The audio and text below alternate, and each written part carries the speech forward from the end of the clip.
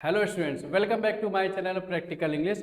बच्चों, आज मैं आप लोगों के लिए लेकर आया हूं एक बहुत ही बेहतरीन कॉन्सेप्ट जो कि आप लोगों ने जनरली बुक्स में भी नहीं पढ़ा होगा और जनरल इंग्लिश में भी आपको ये पढ़ने को नहीं मिला होगा किसी भी बुक में। आज मैं आप लोगों के लिए लेकर आया हूं हमारा इंग्लिश का फाउंडेशन। जी हाँ, जिसको हम लोग बोलते हैं फाउंडेशन ऑफ ग्रामर, जिसका नाम क्या है? पार्सिंग। हो सकता हो बहुत से बच्चों के लिए ये नाम बिल्कुल नया हो। What is parsing? मैंने नाउन सुना है, प्रोनाउन सुना है, वर्ब सुना है, डिटर्मिनर सुना है, एडजेक्टिव सुना है, प्रेपोजिशन सुना है, जीरेंड सुना है, इन्फिनेटिव सुना है, पार्टिसिपल सुना है। पार्सिंग क्या होता है? ये कौन सा चैप्टर है? ये कोई चैप्टर नहीं है।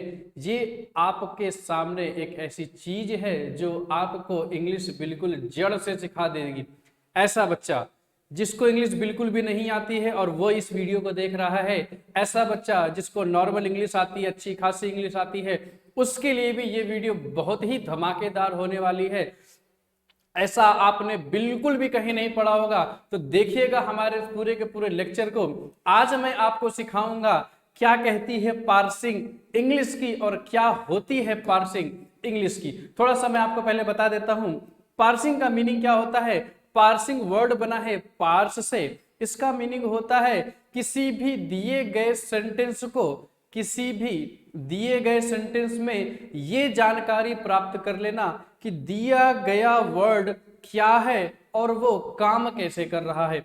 अगर आपको सेंटेंस में यही ना पता चले कि वो वर्ड है क्या, नाउन है, प्रोनाउन है, वर्ब है, कहाँ सब्जेक्ट है, कहाँ ऑब्जेक्ट है, जीरंड कब बन रहा है, इन्फिनेटिव कब बन रहा है, इस पूरी की पूरी समस्या को दूर करने के लिए हमारा एक ही शब्द काफी है, पार्सिंग।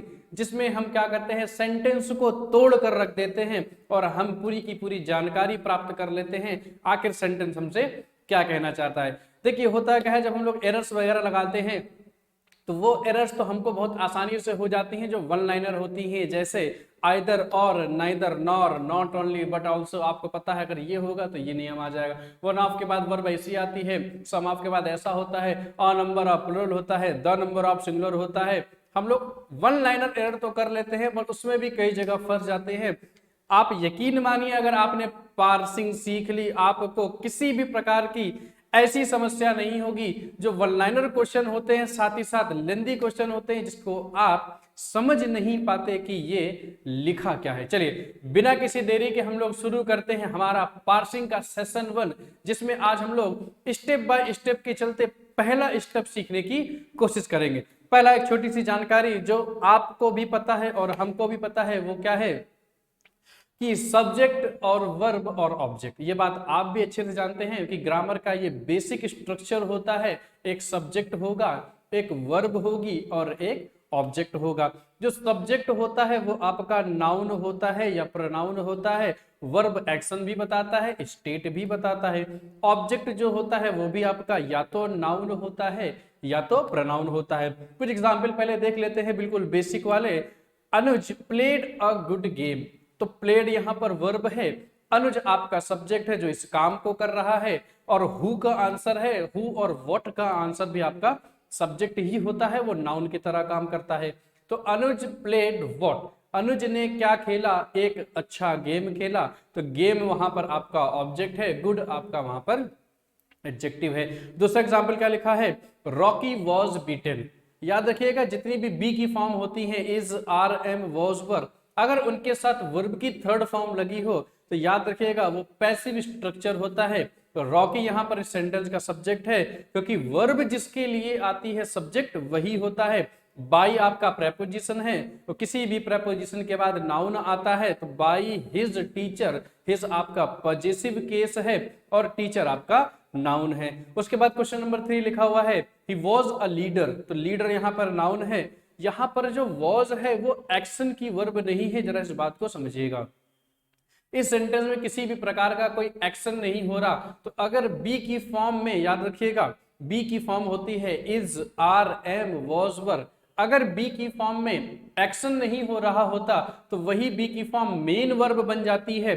ये जो वॉज है यहाँ पर मेन वर्ब है और इसको बोला जाता है सब्जेक्ट कॉम्प्लीमेंट। सब्जेक्ट कॉम्प्लीमेंट का मतलब होता है अगर मैं वॉज को छुपा दूं, ऐसे में वॉज को छुपा दूं तो he is equal to leader, वो क्या, वह एक लीडर है, ठीक है ना। तो वॉज यहाँ पर एक्शन की वर्ब नहीं है, ये है बट मेन वर्ब। उसके बाद लिखा हुआ राशि इज प्लेइंग द गिटार, राशि यहाँ पर हो गया सब्जेक्ट, इज यहाँ पर हेल्पिंग वर्ब है, प्लेइंग यहाँ पर मेन वर्ब है, द गिटार द आपका आर्टिकल है और आर्टिकल के साथ क्या आता है, नाउन आता है। ये तो हो गई बेसिक सी इंफॉर्मेशन जो आप सभी बच्चों को इतना तो कम से कम पता ही होना चाहिए कि एक सब्जेक्ट होता है, एक वर्ब होता है और एक ऑब्जेक्ट होता है। उसके बाद दूसरी छोटी सी जानकारी आपके स्क्रीन पर क्या लिखी हुई है, किसी भी प्रेपोजिशन के बाद in, on, into, for, with, after, before, under, near, above, below, over, ये सारे के सारे जो शब्द होते हैं वो प्रेपोजिशन होते हैं।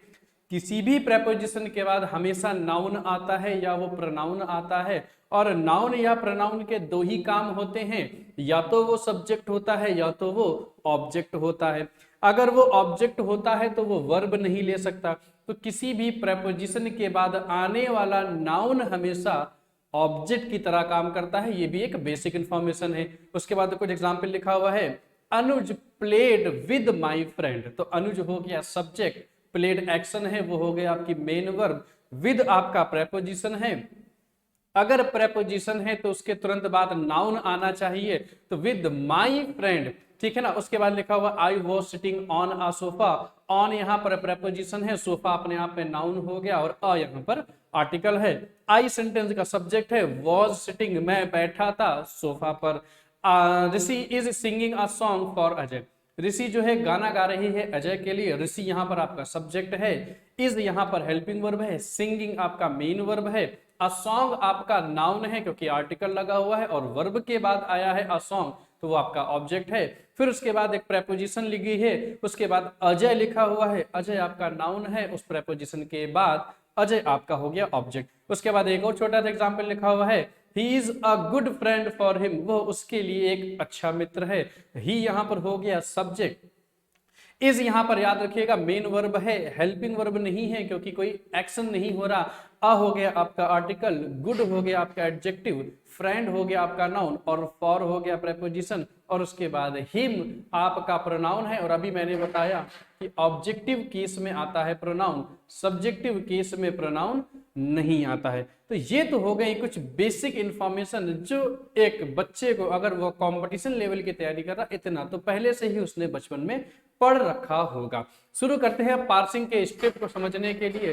तो जरा इस बात को समझिएगा, पार्सिंग सीखने के लिए स्टेप बाय स्टेप कुछ स्ट्रक्चर होते हैं। पार्सिंग सीखने के लिए स्टेप बाय स्टेप कुछ स्ट्रक्चर होते हैं। आज मैं आप लोगों के लिए अपना पहला स्ट्रक्चर लेकर आया हूं जो कि आपको ये बताएगा किसी भी सेंटेंस में सेंटेंस की जब लंबाई बढ़ती जाती है तो कौन उसकी लंबाई बढ़ाता है, कौन उसका डिफिकल्टी लेवल बढ़ाता है, कब हम समझ सकते हैं कि ये वर्ड क्या है और ये वर्ड क्या है। तो पहला पॉइंट आपका जो है वो है आपका डिटर्मिनर का।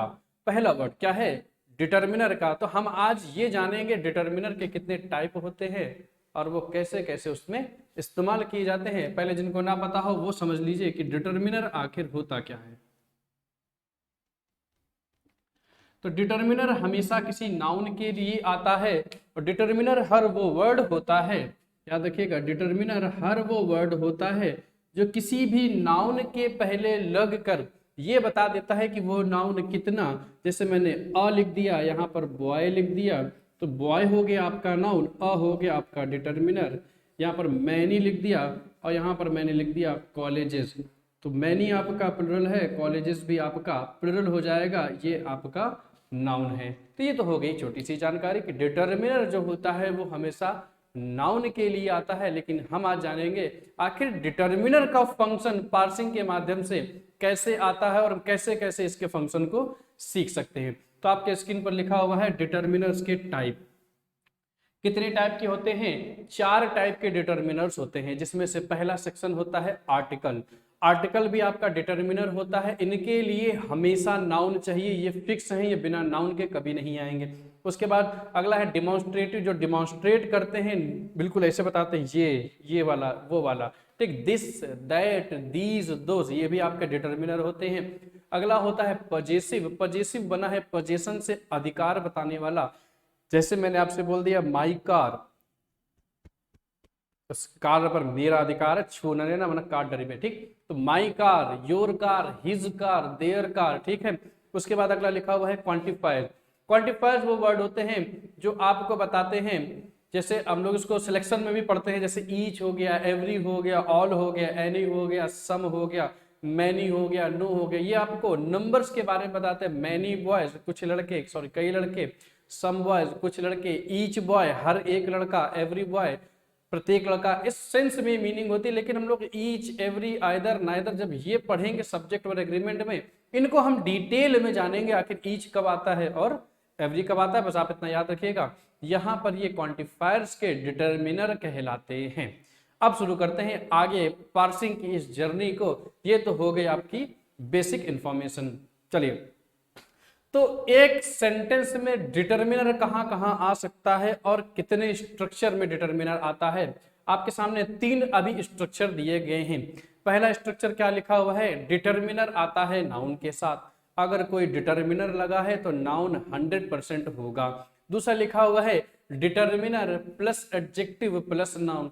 इसका मतलब किसी भी डिटर्मिनर के बाद नाउन तो आता ही आता है, उसके पहले आप एक एडजेक्टिव लगा सकते हो। जैसे इसको एक छोटे से एग्जांपल से देख लेते हैं, फिर स्क्रीन में अच्छे अच्छे एग्जांपल भी देखेंगे। अ गुड गेम, तो बताइए अ जो आया हुआ है वो किसके लिए आया है, नाउन के लिए आया है।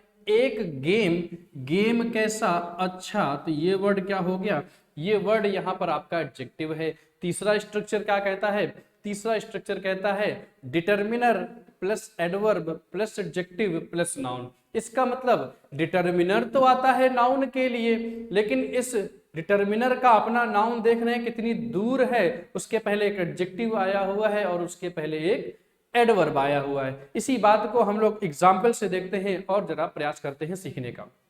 देखिए क्या लिखा हुआ है, डिटर्मिनर प्लस नाउन। पहला स्ट्रक्चर है बिल्कुल छोटा सा, अ क्वेश्चन।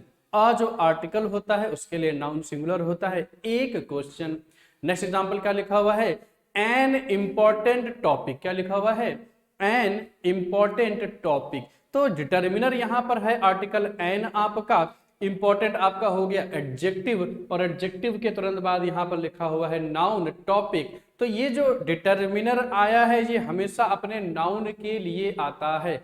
एन का इंपॉर्टेंट से कोई लेना देना नहीं। अगर मैं टॉपिक हटा दूं तो एन इंपॉर्टेंट बिल्कुल गलत हो जाएगा। तीसरा स्ट्रक्चर आपके सामने लिखा हुआ है डिटर्मिनर, उसके बाद एक एडवर्ब लिखा हुआ है वेरी। तो अ वेरी इंपॉर्टेंट टॉपिक। तो जरा बताइए ये जो वेरी वर्ड है, ये जो वेरी वर्ड है वो किसके लिए आया है, वो आया है इंपॉर्टेंट के लिए। तो एक टॉपिक, टॉपिक कैसा, इंपॉर्टेंट। कितना इंपॉर्टेंट, बहुत इंपॉर्टेंट। तो यहां पर हमने अभी 3 स्ट्रक्चर जाने डिटर्मिनर के। पहला स्ट्रक्चर, डिटर्मिनर के बाद हमेशा नाउन आता है। दूसरा स्ट्रक्चर, डिटर्मिनर के बाद नाउन तो आता ही आता है, बीच में एडजेक्टिव भी आ सकता है। जैसे अ गेम, गेम है नाउन, गुड हो गया उसका एडजेक्टिव। तीसरा हमने स्ट्रक्चर क्या जाना कि determiner plus adverb plus adjective plus noun, a very important topic. असलियत में तो अ टॉपिक ही है, बस उस बात को बढ़ा दिया गया है।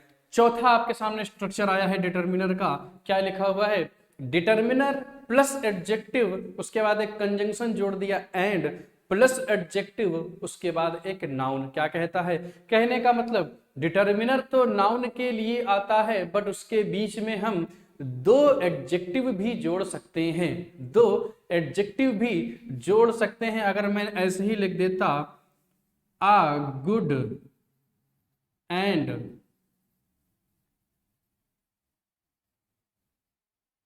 अ गुड एंड इंपॉर्टेंट क्वेश्चन, मैंने क्या लिख दिया, a good and important question. तो ये तो इसके लिए आया है क्वेश्चन, एक क्वेश्चन। क्वेश्चन कैसा, इंपॉर्टेंट। ये शब्द आपका एडजेक्टिव हो गया, कंजंक्शन जोड़ने का काम करता है।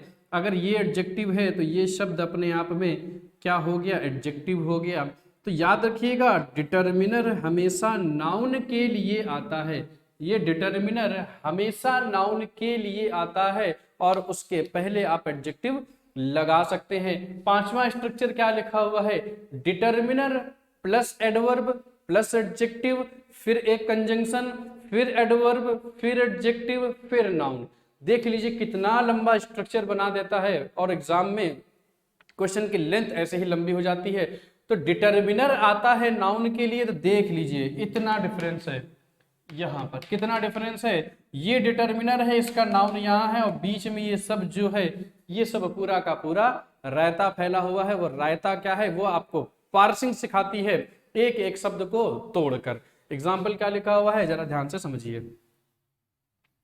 क्या लिखा हुआ है, determiner plus adjective plus and plus adjective plus noun, ये आपका चौथा स्ट्रक्चर था। तो देखिए एन जो वर्ड आया है वो किसके लिए आया है, an important and easy question. तो क्वेश्चन आपका नाउन है इस डिटर्मिनर का, और डिटर्मिनर हमेशा नाउन के लिए आता है, तो ये तो फिक्स हो गया एन क्वेश्चन। बट इंपॉर्टेंट उसकी साउंड ले रहा है, इसी वजह से आ नहीं लगा हुआ है। इंपॉर्टेंट एडजेक्टिव है, एंड आपका कंजंक्शन है, एडजेक्टिव फिर से आ गया इजी। तो हमने चौथे स्ट्रक्चर में ये जाना कि डिटर्मिनर के साथ दो एडजेक्टिव भी आ सकते हैं। नीचे वाला स्ट्रक्चर देखिए क्या लिखा हुआ है, इस डिटर्मिनर का नाउन कहाँ है, इस डिटर्मिनर का नाउन ये लिखा हुआ है, देखिए कितनी दूर है, उसके बीच में क्या है, उसके बाद एन एक्सट्रीमली इंपॉर्टेंट, एक बहुत ही आवश्यक और बहुत ही सरल सवाल। तो सवाल कितने, एक, ये है डिटर्मिनर। इसके बाद ये आपका एडवर्ब है, और एडवर्ब एलवाई पे खत्म होता है, तो एलवाई वाले वर्ड एडवर्ब मोस्टली होते हैं, पर जरूरी नहीं कि हर एडवर्ब एलवाई पर ही खत्म हो। इंपॉर्टेंट आपका एडजेक्टिव हो गया, एंड आपका कंजंक्शन हो गया, वेरी यहाँ पर आपका फिर से एडवर्ब हो गया, फिर से एडजेक्टिव हो गया। तो समझ में ये आया कि डिटर्मिनर और नाउन के बीच आप दो एडवर्ब, दो एडजेक्टिव, एक एडवर्ब, एक एडजेक्टिव लगा सकते हैं। वो सिर्फ और सिर्फ उस नाउन की इंफॉर्मेशन को इंक्रीज करता जाएगा, उस नाउन की इंफॉर्मेशन को इंक्रीज करता जाएगा। अब यहां पर एक मैंने लिखा हुआ है, let's see some other example. कहने का मतलब क्या है, चीज को और डिटेल में जाने से पहले और डीप में जाने से पहले कुछ छोटे छोटे एग्जांपल और देख लेते हैं। आप जरा इसको पार्सिंग करिए। पार्सिंग का मैंने मतलब क्या बताया, तोड़ के रख देना। तो एक एक शब्द को तोड़ के रखते हैं, कौन शब्द किसके लिए आया है। तो ये जो आ है ये आपको पता है डिटर्मिनर है, अभी आपने जाना आर्टिकल का हिस्सा है। अगर ये आर्टिकल है तो इसका नाउन कौन हुआ, इसका नाउन हुआ मैगजीन। कौन इसका नाउन हुआ, ये अगर नाउन है तो ये हो गया इसका डिटर्मिनर। तो बीच में क्या है फिर, अभी आप कहेंगे सर आप तो कह रहे थे कि एलवाई पर खत्म होने वाला शब्द तो आपका एडवर्ब होता है। जी हाँ होता होगा, पार्सिंग करके देख लीजिए। मंथली वर्ड यहाँ पर एडजेक्टिव है, क्योंकि नाउन की इंफॉर्मेशन जो होती है वो एडजेक्टिव होती है, एडवर्ब अभी इसमें नहीं आया हुआ है। तो पहला हमने एग्जांपल क्या जाना, अ मंथली मैगजीन। तो मैगजीन कैसी, जो हर महीने आती है। मंथली वर्ड यहाँ पर आपका एडजेक्टिव है, एडवर्ब नहीं है। ये हमने छोटे से एक हिस्से की पार्सिंग कर ली। चलिए अगले क्वेश्चन की पार्सिंग करिए अपने आप करते चलिएगा मनी मन, या तो कॉपी अगर रखे हैं तो सामने करके देख सकते हैं। The national and state levels, the national and state level. तो बताइए आर्टिकल द जो आया है वो किसके लिए आया है, आर्टिकल द जो आया है वो लेवल्स के लिए आया है। इसका नाउन कौन है, इसका नाउन है लेवल्स। इसका नाउन कौन है, लेवल्स। लेवल कैसे, नेशनल एंड स्टेट। तो अभी मैंने आपको बताया दो एडजेक्टिव जोड़ सकते हैं, एंड से जुड़ा हुआ है नेशनल एंड स्टेट, ठीक है ना। तो आप लोग को आई होप समझ में आ चुका होगा, द डिटर्मिनर है, लेवल्स नाउन है, लेवल कैसा, नेशनल एंड स्टेट। ठीक, अगला एग्जांपल देखिए जल्दी से, ये स्ट्रक्चर में क्या कहता है, पार्सिंग इसकी करिए अपने आप से। द रेशनली लॉजिकल डिस्क्रिप्शन, याद रखिएगा ए एल पे खत्म होने वाला शब्द हमेशा एडजेक्टिव होता है। जैसे कि आप अभी क्या पढ़ रहे हैं, प्रैक्टिकल इंग्लिश। जो प्रैक्टिकल इंग्लिश है पूरी की पूरी इंग्लिश में आपको कहीं पर भी नियम नहीं पढ़ाया जाता हमारे चैनल पर। तो इंग्लिश हो गया नाउन, क्योंकि एक विषय का नाम है। इंग्लिश कैसी, प्रैक्टिकल, तो ये शब्द क्या हुआ, एडजेक्टिव। तो याद रखिएगा ए एल पे खत्म होने वाला शब्द एडजेक्टिव होता है। तो लॉजिकल यहां पर अगर एडजेक्टिव है तो क्या द लॉजिकल के लिए आया है, नहीं आया, वेरी गुड। द किसके लिए आया है, वेरी गुड, डिस्क्रिप्शन के लिए। डिस्क्रिप्शन कैसा, लॉजिकल। कितना लॉजिकल, रेशनली। तो ये रेशनली जो वर्ड है ये आपका एडवर्ब है, ये आपका एडजेक्टिव है और ये आपका नाउन है। आप लोग तो बहुत जल्दी सीख गए। तो द किसके लिए आया है? वेरी गुड, ये वेरी गुड और ये वेरी गुड। एडजेक्टिव नहीं एडवर्ब है, ठीक, गलती मत करिएगा। अगर मैं यहां पर ly हटा दूं आपके एग्जाम में एरर बन जाएगी। अगर मैं आपको बता देता हूं एग्जामिनर एरर कैसे बना सकता। पहली एरर, रेशनली की जगह अगर मैं ly हटा दूं तो ये एरर बन जाएगी क्योंकि दो एडजेक्टिव फंस जाएंगे। और यहां पर लॉजिकल की जगह अगर मैं लिख दूं, सिर्फ लॉजिक लिख दूं तो भी आपकी एरर बन जाएगी क्योंकि लॉजिक वर्ड नाउन है और हमें एडजेक्टिव चाहिए। तो द रेशनली लॉजिक डिस्क्रिप्शन नहीं होगा, द रेशनली लॉजिकल डिस्क्रिप्शन। चलिए उसके बाद एक और एग्जांपल। अभी हम लोगों ने प्रेपोजिशन पढ़ी थी कि किसी भी प्रेपोजिशन के बाद हमेशा नाउन या प्रोनाउन आता है। तो प्रेपोजिशन लिखी हुई है आफ्टर। अगर प्रेपोजिशन है स्ट्रक्चर फिक्स होगा, किसके बाद क्या होगा? सर ईडी लगा हुआ है, ईडी तो वर्ब होती है। जी हाँ, ईडी तो वर्ब होती है, प्लेड जैसे, लेकिन यहां पर वर्ब नहीं है क्योंकि अगर प्रेपोजिशन है तो 100% उसका क्या चाहिए? 100% हमें उसका नाउन चाहिए। तो आफ्टर क्या? Detailed deliberation. तो डेलिब्रेशन वर्ड जो है ये पूरा का पूरा ये आपका नाउन है और मैंने एब्स्ट्रैक्ट नाउन में बताया है TION पे खत्म होने वाला शब्द जो होता है वो नाउन होता है। वो कौन होता है? नाउन होता है। ये आपका प्रेपोजिशन है। तो प्रेपोजिशन हमेशा नाउन के लिए आती है। तो ये प्रेपोजिशन इस नाउन के लिए आई है और इस नाउन को हम ऑब्जेक्ट फॉर्म में रखेंगे क्योंकि किसी भी प्रेपोजिशन के बाद आने वाला नाउन हमेशा प्लुरल होता है। जैसे मैंने लिख दिया फॉर गुड बिहेवियर। तो ये जो प्रेपोजिशन है जरा इसकी पार्सिंग करिए। अगर प्रेपोजिशन है तो 100% क्या होगा? बिहेवियर हो गया इसका नाउन। बिहेवियर कैसा? तो ये वर्ड हो गया एडजेक्टिव और इस प्रेपोजिशन की वजह से ये वाला जो नाउन है वो हमेशा हमेशा क्या होता है? ऑब्जेक्ट होता है। ये वाला नाउन क्या होता है? हमेशा ऑब्जेक्ट होता है। इसकी मीनिंग हो गई अच्छे बिहेवियर के लिए। उसके बाद एक और देखिए एग्जांपल जल्दी से। ये कुछ छोटे छोटे पॉइंट्स है, इसके बाद हम लोग चलेंगे बड़े बड़े पॉइंट्स में और तोड़ के रख देंगे। क्या करके रख देंगे? हाँ बिल्कुल, वेरी गुड। चलिए लिखा हुआ है in the pace and coverage of vaccination. अब आप इसको तोड़िए जैसा जैसे मैंने जो जो पॉइंट बताया है उस पॉइंट के माध्यम से। अगर इन है तो 100% क्या होगा? कहीं ना कहीं इन का अपना नाउन होगा। इन एक प्रेपोजिशन है। इस इन का प्रेपोजिशन का नाउन कौन है? In the pace and coverage. तो देखिए एंड लगा हुआ है, ये आर्टिकल लगा हुआ है द, इसका भी नाउन है। तो इसका नाउन कौन है? इन द पेस एंड यहां पर कंजंक्शन है। अगर इसके पहले पेस है तो ये भी आपका क्या हो जाएगा? नाउन हो जाएगा। क्या हो जाएगा? नाउन हो गया। तो in the pace and coverage. इसके बाद देखिए फिर से प्रेपोजिशन। इसके बाद क्या आ गई? इसके बाद फिर से प्रेपोजिशन आ गई और इस प्रेपोजिशन का अपना ये नाउन हो जाएगा। तो बात समझ में आपको आ गई होगी कि क्वेश्चन की जो लेंथ बढ़ती है वो स्ट्रक्चर से बनती है।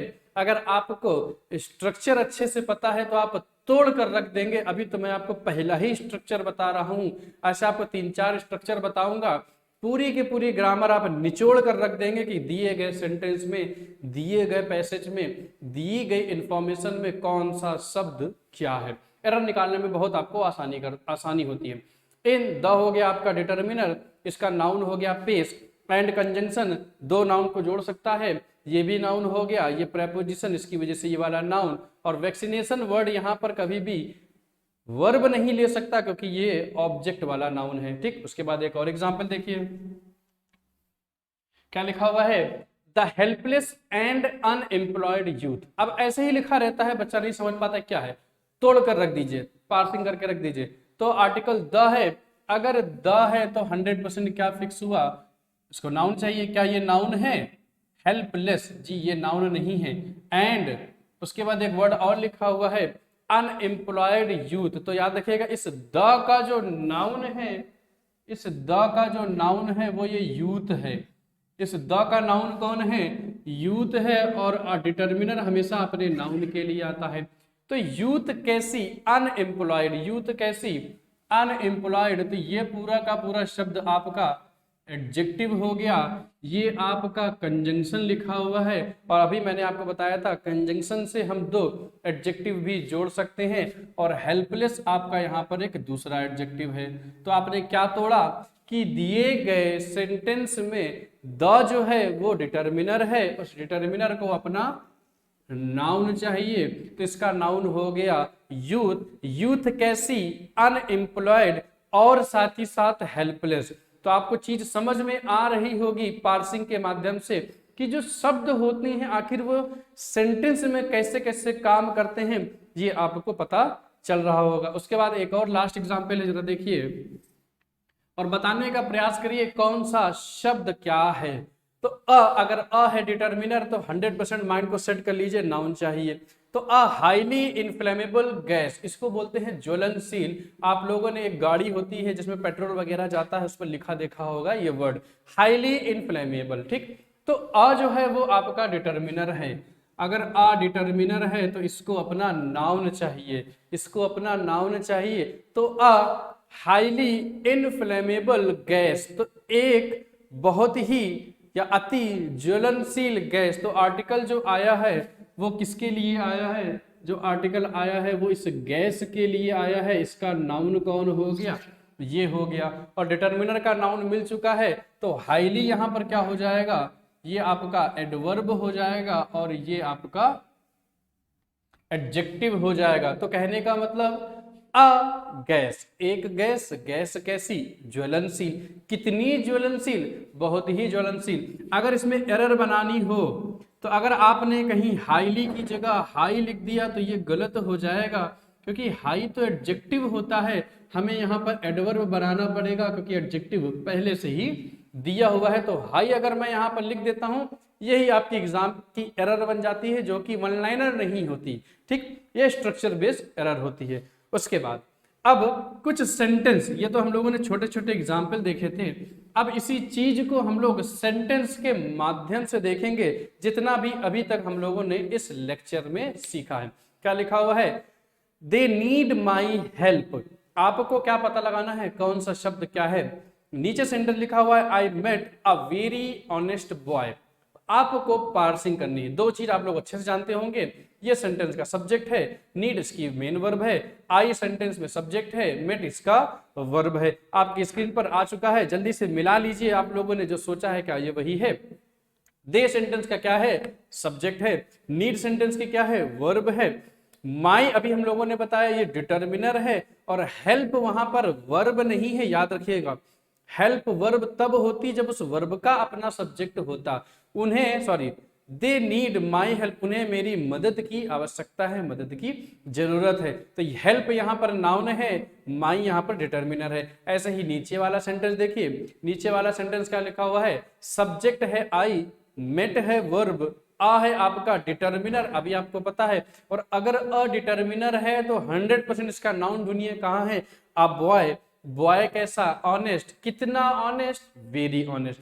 ये जो आपके सामने स्क्रीन में दिख रहा है ना, यही होती है पार्सिंग, कि एक एक शब्द के एक एक स्टेट में, किस स्टेट में है, किस अवस्था में है, उसको तोड़ कर रख देंगे। Next example, Ravi helped.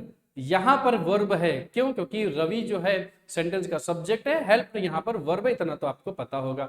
A lady, Ravi ने मदद की, किसकी? एक लेडी की, वो आपका ऑब्जेक्ट हो गया। विद 5 रुपीज, तोड़ कर रख देते हैं इसको भी। क्या लिखा हुआ है स्क्रीन पर समझिएगा। रवि सेंटेंस का सब्जेक्ट है, हेल्प आपकी वर्ब हो गई।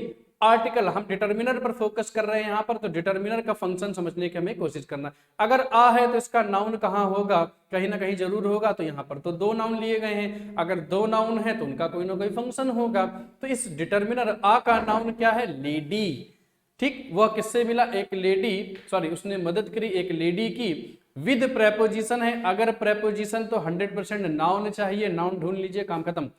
विद 5 रुपीज, तो रुपीज यहां पर नाउन है, और 1 2 3 4 5 6 7 8 ये आपका डिटर्मिनर होता है, जैसे many, some, a number, the number, ठीक है ना। तो ये आपका हो गया क्वेश्चन नंबर 3 की पार्सिंग, तोड़ कर रख देंगे। चलिए नेक्स्ट क्वेश्चन देखिए, धीरे धीरे क्वेश्चन का जो लेंथ है वो बढ़ता चला रहा है। क्या लिखा हुआ? The last days play. आप लोग इसकी पार्सिंग करने की कोशिश करिए, अगर कॉपी में है तो कॉपी में, नहीं तो मन ही मन। Between India and Pakistan was disturbed मतलब बाधित हो गया बाई रेन। इस सेंटेंस में आपको पार्सिंग करनी है और आज ही से आप इंग्लिश में कॉन्फिडेंस आपके अंदर आने लगेगा अगर आपने बताई गई बातों को अच्छे से समझ लिया और तोड़ कर रख दिया। चलिए तोड़ कर देखते हैं क्या लिखा हुआ है इस पूरे के पूरे सेंटेंस में। द, अगर द है तो इसका कहीं ना कहीं नाउन जरूर होगा। द लास्ट डेज प्ले, क्या लिखा हुआ है? The last days play. अभी मैंने आपको बताया था प्ले वर्ड नाउन भी हो सकता है, प्ले वर्ड आपका वर्ब भी हो सकता है, डिपेंड करता है उसका यूज कैसे किया गया हुआ है। तो आप देख सकते हैं यहाँ पर एपोस्ट्रोफे एस लगा हुआ है और एपोस्ट्रोफे एस हमेशा नाउन के साथ आता है। तो इस द का नाउन कौन है? प्ले, खेल। कैसा खेल? लास्ट डे, डे होता है नाउन, नाउन में एपोस्ट्रोफे एस लगता है तो लास्ट वर्ड हो गया एडजेक्टिव। पिछले दिन का खेल। बिटवीन अगर प्रेपोजिशन है, प्रेपोजिशन के बाद नाउन चाहिए, बिटवीन के बाद नाउन कौन है? इंडिया। इंडिया के साथ साथ नीचे आप देख सकते हैं एंड लगाकर एक नाउन और जुड़ा हुआ है, बिटवीन इंडिया एंड पाकिस्तान। तो इंडिया एंड पाकिस्तान ये पूरा का पूरा सेंटेंस में ऑब्जेक्ट है क्योंकि बिटवीन आपका प्रेपोजिशन है। ये मत सोचिएगा सर पाकिस्तान और इंडिया दो देश हो गए, वर्ब में हम वॉज की जगह वर्ब कर दें, वर नहीं करिएगा क्योंकि प्ले आपका यहां पर सेंटेंस का सब्जेक्ट है, याद रखिएगा प्ले यहां पर सेंटेंस का सब्जेक्ट है। ठीक, उसके बाद डिसरप्टेड आपका मेन वर्ब हो गया, सेंटेंस पैसिव में नहीं, सॉरी हाँ पैसिव में है। अब बाई आपका फिर से प्रेपोजिशन, उस प्रेपोजिशन के बाद रेन यहां पर आपका नाउन हो गया। तो आई होप आप लोगों को बिल्कुल नहीं समझ में आ रहा होगा। समझ में तो नहीं आया? आया तो नहीं? ठीक, वेरी गुड। चलिए नेक्स्ट एग्जांपल देखते हैं। तोड़ कर रख देंगे, इस चीज को याद रखिएगा। पार्सिंग की सीरीज अगर आपने अच्छे से पढ़ ली, आप ग्रामर के फंक्शन को तोड़ कर रख देंगे, जैसे मम्मी तोड़ कर रख देती है आप लोग को। राज बिहेव्स, राज बिहेव करता है इन एन एक्सट्रीमली। अब इन प्रेपोजिशन है, नाउन चाहिए, एन प्रेपोजिशन सॉरी एन आपका आर्टिकल है, नाउन चाहिए। एक्सट्रीमली अफेक्टलेस एंड ऑलमोस्ट केयरलेस वे। आपको ढूंढना है, क्या ढूंढना है? दिए गए सेंटेंस में एक एक शब्द क्या है और किसके लिए उसका इस्तेमाल किया गया है। आपकी स्क्रीन पर इसका एक्सप्लेनेशन आ चुका है। पार्सिंग क्या है? राज हो गया सेंटेंस का सब्जेक्ट, सॉरी ये डिटर्मिनर नहीं है, राज इस सेंटेंस का सब्जेक्ट है और डिटर्मिनर टाइपिंग मिस्टेक है। राज सेंटेंस का सब्जेक्ट है, बिहेव्स हो गई उसकी वर्ब, काट दीजिएगा नहीं तो आप लोग लिख ना ले। ठीक, राज जो है वो आपका सेंटेंस का सब्जेक्ट है। ठीक, उसके बाद बिहेव्स हो गई वर्ब। अब राज बिहेव करता है कैसे? इन, अगर इन प्रेपोजिशन है तो इसका नाउन ढूंढिए। चलिए दौड़ लगाते हैं, नाउन ढूंढते हैं। ये नाउन है नहीं तो ये है। एक्सट्रीमली एलवाई पे खत्म है, ये तो एडवर्ब होता है। अफेक्टलेस एल डबल एस लगने से एडजेक्टिव बन जाता है। एंड कंजंक्शन ये तो नाउन हो नहीं सकता, फिर से एडवर्ब फिर से एडजेक्टिव। देख लीजिए ये है सॉरी डिटर्मिनर, इसका नाउन ये है और ये है प्रेपोजिशन, उसका भी नाउन ये है। देख लीजिए बीच में इतना रायता फैला के रखा है सेंटेंस की लेंथ बढ़ाने के लिए। तो इनका जो ऑब्जेक्ट है वो ये वाला नाउन है, इनका ऑब्जेक्ट कौन है? ये वाला नाउन। तो he behaves in an extremely adverb है, अफेक्टलेस आपका एडजेक्टिव है, एंड कंजंक्शन है, ऑलमोस्ट आपका एडवर्ब होता है, ऑलवेज, रेयरली, बेयरली, ऑफन। ठीक, ये जितने भी वर्ड होते हैं ये आपके एडवर्ब ऑफ फ्रीक्वेंसी बताते हैं। ऑलमोस्ट, ऑलवेज और रेयरली, बेयरली नेगेटिव एडवर्ब कहलाते हैं। ठीक, केयरलेस आपका एडजेक्टिव है और वे आपका नाउन है। तो आपने देखा कैसे हम लोग सेंटेंस की लेंथ को जो बढ़ जाती है परेशान हो जाते हैं, तोड़ कर रख देंगे अगर आपको स्ट्रक्चर पता है, पार्सिंग के फंक्शन पता हुआ है। उसके बाद देखिए और भी उससे खतरनाक, और भी उससे सेंटेंस का लेंथ बढ़ा हुआ। ऐसे ही करते करते पूरा का पूरा पैसेज बन जाता है और हम लोग क्वेश्चन को पढ़ते समय, पैसेज पढ़ते समय भी बड़ा परेशान हो जाते हैं। ये चीज आपको रीडिंग में भी हेल्प करेगी, बट रीडिंग करते समय पार्सिंग करने की कोई आवश्यकता नहीं होती। सेंटेंस कितना भी गलत लिखा हो, कितना भी ग्रामेटिकली गलत लिखा हो, रीडिंग में आपको सिर्फ मीनिंग देखना होता है, सेंस देखना होता है, उसका ट्रांसलेशन से कोई मतलब नहीं होता। तो क्या लिखा हुआ? द ट्रेजेडी, ऑफ लगा है प्रेपोजिशन, तो ट्रेजेडी अपने आप में नाउन हो गया क्योंकि डिटर्मिनर लगा हुआ है, हम लोग अच्छे से पढ़ चुके हैं। ऑफ 16 स्ट्रीन बॉडीज, स्ट्रीन मतलब होता है कटी फिटी प्रॉब्लम में, ठीक है ना, हाँ जब एक्सीडेंट वगैरह हो जाता है बॉडी छितर बितर हो जाती है। on a railway track in Maharashtra on Friday has been in the making for weeks now। बड़ा सा सेंटेंस दिखा हुआ है, कौन सा शब्द क्या है समझ में नहीं आता, कौन सा सब्जेक्ट है और कौन सा ऑब्जेक्ट है। आपके पास फंक्शन है, देख सकते हैं आपकी स्क्रीन पर क्या लिखा हुआ है, देख लीजिए। एक सेंटेंस को बिल्कुल तोड़ कर रख दिया है। ऐसे नहीं इंग्लिश आई तो फिर कैसे आएगी मेरे बच्चा। देखिए द लिखा हुआ है डिटर्मिनर, डिटर्मिनर के लिए आता है नाउन, तो द हो गया ट्रेजेडी। अब आप कहेंगे सर ऑफ नाउन नहीं हो सकता, ट्रेजेडी के बाद ये हम नाउन मान लें, नहीं वो प्रेपोजिशन होता है, इसके पहले हमें ये नाउन मानना पड़ेगा। द ट्रेजेडी ऑफ है प्रेपोजिशन 16 एस्ट्रीन बॉडीज। देखिए ट्रेजेडी किस चीज की ट्रेजेडी, बॉडीज की। बॉडी कैसी, ऐसी, कितनी बॉडी 16। ये जो न्यूमेरिक वर्ड होता है वो आपका डिटर्मिनर ही होता है। 16 आपका डिटर्मिनर है, एस्ट्रीन आपका एडजेक्टिव है, बॉडीज आपका नाउन हो गया। ऑन प्रेपोजिशन 100% नाउन, तो on a railway track in, sorry on a railway track इन। अब आप कहेंगे सर रेलवे ट्रैक में रेलवे एडजेक्टिव नहीं हो सकता, जी नहीं हो सकता। कंपाउंड नाउन वो नाउन होते हैं जिनमें दो ही नाउन को जोड़कर, जैसे मैंने बोल दिया बस स्टॉप, तो बस एडजेक्टिव, स्टॉप नाउन, ऐसा नहीं होता है, कंप्लीट वर्ड है, ठीक है ना। आर्म चेयर ये कंप्लीट वर्ड है, सॉरी नाउन है। Bus stop complete word. अगर आपको इसमें एडजेक्टिव लगाना है तो हम यहाँ पर ये लगा सकते हैं अ लॉन्ग रेलवे ट्रैक। अगर मैंने लॉन्ग वर्ड लगा दिया तो लॉन्ग एडजेक्टिव कहलाएगा। रेलवे ट्रैक एक कंपाउंड नाउन है, दो नाउन एक साथ मिले हुए हैं, इसमें एडजेक्टिव नहीं है। इन आपका प्रेपोजिशन महाराष्ट्र फिर से नाउन हो गया। ऑन प्रेपोजिशन, उसके बाद फ्राइडे, अगर प्रेपोजिशन है तो नाउन 100% आएगा, चाहे फ्राइडे आपको पता हो चाहे ना पता हो, वो वर्ड नाउन है क्योंकि प्रेपोजिशन उसके पहले लगी हुई है। हैज बीन सेंटेंस की वर्ब है, स्टेट वाली वर्ब है। बाकी अभी हम लोग वर्ब पे डिस्कशन नहीं कर रहे हैं कि कब स्टेट होती है कब एक्शन होती है, वो हम लोग टेंस के लेक्चर में सीखेंगे। इन आपका प्रेपोजिशन 100% आपको डिटर्मिनर चाहिए, सॉरी नाउन चाहिए, तो इस इन का नाउन कौन है, मेकिंग। मेकिंग जिरंड वाला नाउन है, इसको भी हम लोग पार्सिंग की ही सीरीज में सीखेंगे। उसके बाद द लगा हुआ है। फॉर वीक्स नाउ, फॉर के बाद प्रेपोजिशन, उस प्रेपोजिशन का अपना एक नाउन होगा, वीक्स हो गया नाउन, और नाउ देन ये सब आपके एडवर्ब कहलाते हैं, तो वो आपका हो गया एडवर्ब। ठीक है, समझ में तो नहीं आया, तोड़ कर रख दिया। तो ये था आज का आपका पार्सिंग का पहला सेशन, जिसमें हम लोगों ने जाना सेंटेंस की लेंथ कैसे बढ़ती है, सेंटेंस में कौन सा शब्द क्या होता है। ये तो सिर्फ पहला सेशन था डिटर्मिनर का फंक्शन। ऐसे में और भी इसके फंक्शन लेकर आऊंगा जो कि हमको सेंटेंस को पहचानने में, सेंटेंस को समझने में मदद करते हैं। अगर आपको पार्सिंग समझ में आ गई तो आपका टेंस, आपका सब्जेक्ट वर्ब एग्रीमेंट और आपका वन लाइनर एरर छोड़ दें, अगर जो ईच एवरी आइदर नाइदर के बाद ये, फलाना के बाद ये, ढमाका के बाद ये, वो फिक्स एरर होती है। उनके अलावा जितने भी क्वेश्चन होते हैं पार्सिंग की सहायता से आप दिए गए क्वेश्चन में एरर्स सॉल्व कर सकते हैं। तो ये था बच्चों आज का हमारा पार्सिंग का सेशन। कैसा लगा आपको ये सेशन, हमको कमेंट में जरूर बताइएगा। और अपने अपने जो भी मित्र हो, जो भी मिलने वाले हो, अगर वो तैयारी कर रहे हैं तो हमारे इस चैनल को लाइक करिए, सब्सक्राइब करिए और शेयर करिए, ताकि ज्यादा से ज्यादा बच्चे हमारे साथ जुड़ सकें और उनको मैं अच्छे से अच्छी इंग्लिश सिखा सकूं। प्रैक्टिकल इंग्लिश, आप जानते हैं वो इंग्लिश जिसमें आपको बिना कोई रूल नहीं पढ़ना पड़ता, कोई भी रूल पढ़ने की आवश्यकता नहीं है। चलिए, तो आज के लेक्चर को हम लोग यहीं पर समाप्त करते हैं। सभी बच्चों का बहुत बहुत बहुत बहुत धन्यवाद।